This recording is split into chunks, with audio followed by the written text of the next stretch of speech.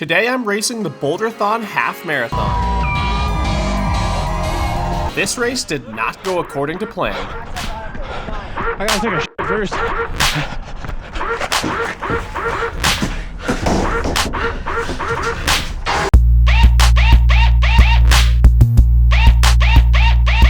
What is going on, people? Spencer here for another video of the Athlete Special, and I gotta say, it has been a pretty crazy week for Allie and I. It's just been a crappy week.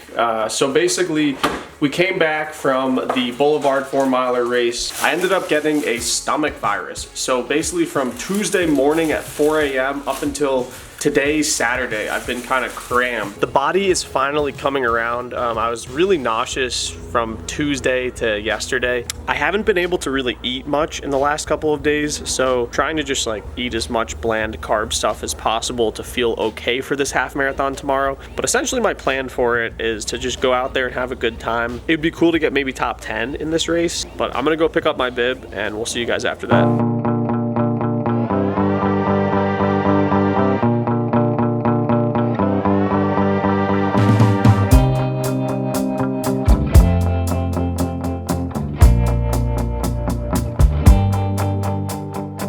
Right, that actually turned out not to be a disaster, and look at this bib number, guys. 22451. Who would have thought? It's my exact lucky number. So currently, how am I feeling? It's 1:47. The race is at 7 a.m. tomorrow. I don't feel great still. I'm having a hard time eating, so the mission for today is just eat as much food as I possibly can. If I can eat more food, it means I can run harder tomorrow. I'm back at the house and I am just munching down a bagel with some Smucker's strawberry sauce on it. But that bagel did go down like butter. It was easy to put down. So I think that what I'm going to be doing for the rest of the day is a little tip that I learned from actually my biggest Athlete Special fan of all time, Ben True. Now Ben True back in the day used to eat 6 bagels before he raced. That might be what I have to do today. With that, I'm going to go with the Ben True style and try to eat as many plain bagels as I can in the next 15 hours before I line up and do this half marathon race. Oh, it is morning and it's a little before 5 a.m. I'm having a hard time really realizing I have to run a half marathon. I'm gonna eat though, lock in a little bit, and then we're gonna head out.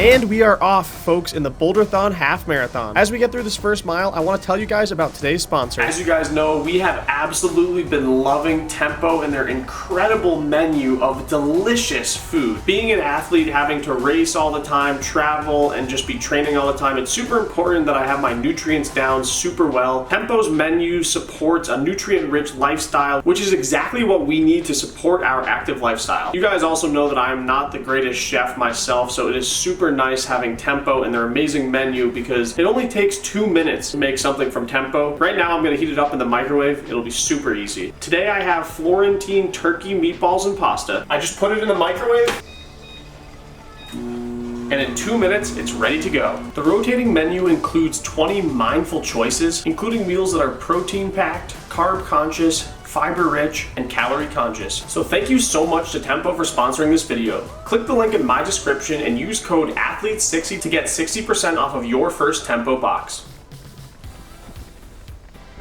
So here we are about a quarter mile into this race. They also started the marathoners with the half marathoners. They ran the first 9 miles with us, then they went a different way. But I want to show you guys the elevation chart on this course. So it's actually a really fast first 5-ish miles. So I wanted to be conservative and make sure that I didn't go out too fast and then pay the price on the very hilly back end.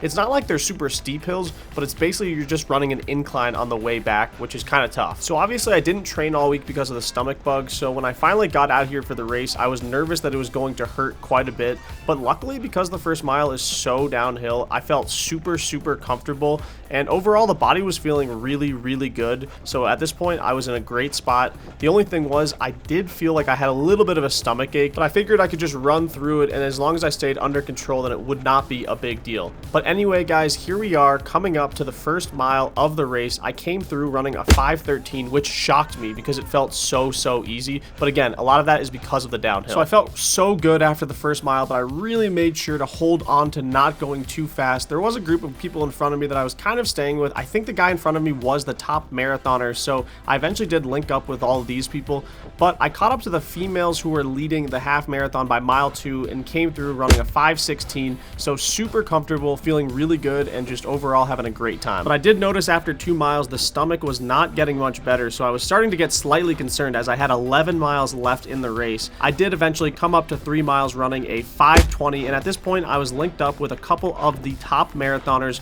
and at this point I was in 6th place for the half marathon, which is much better than I thought I was going to be. So I thought if I could run a really good second half of the race, I could potentially get top 5.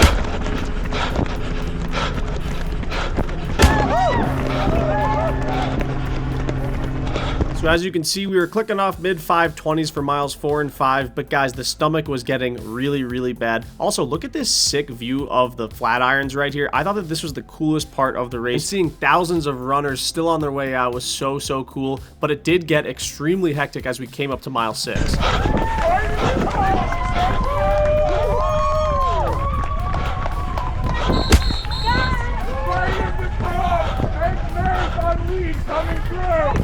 The massive pack of runners hyped me up, so I ended up dropping the pack I was running with, but then I finally saw a porta potty and figured this was my chance to go to the bathroom. I gotta take a shit first. And if you guys don't want to see this, just skip the next 20 seconds. It's nothing graphic, just some gross sounds.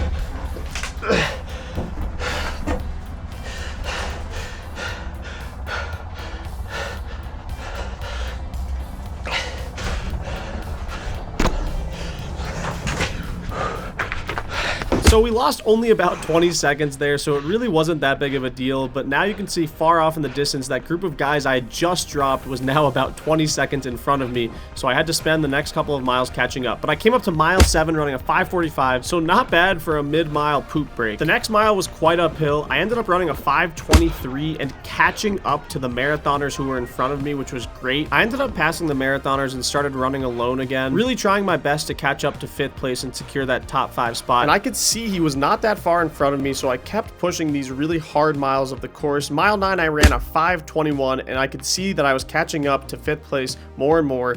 And then mile 10 started to get pretty difficult. It was even more hilly than mile 9. I ended up running a 5:24, and then we were on this really annoying concrete bike path for mile 11. This was probably the hardest mile of the race by far. I ended up running a 5:33, and you could see I was really getting close to the guy in front of me. And I knew that after mile 11, the last 2 miles were really easy, so I decided to start running very fast. I felt very under control, and I did actually catch up to the guy in front of me. So right here, I'm in front of him, and we came up to mile 12 running a 5:03. I immediately noticed that the runner I passed ended up going with me even after running such a fast mile 12. I ended up looking back, and I knew this last mile was going to be a good old-fashioned mano-a-mano duel of who could beat the other guy. So I figured my best shot was to let him take the lead and then try to outkick him in the end, because that seems to be my best strategy. So he made a hard move, and I just tried to hang on as best as I could.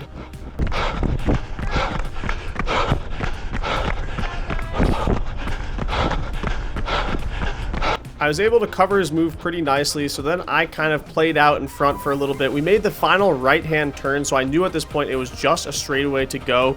He actually ended up pushing it hard again right here, and I just stayed tucked in right behind him, knowing that if I could hang on for longer and longer, then it would give me a better chance of being able to beat him.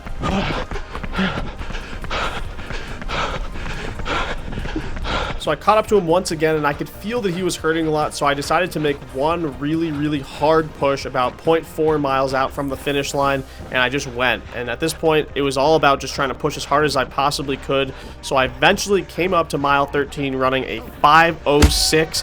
But guys, what are we going to run for this half marathon, and can we hold on to 5th place?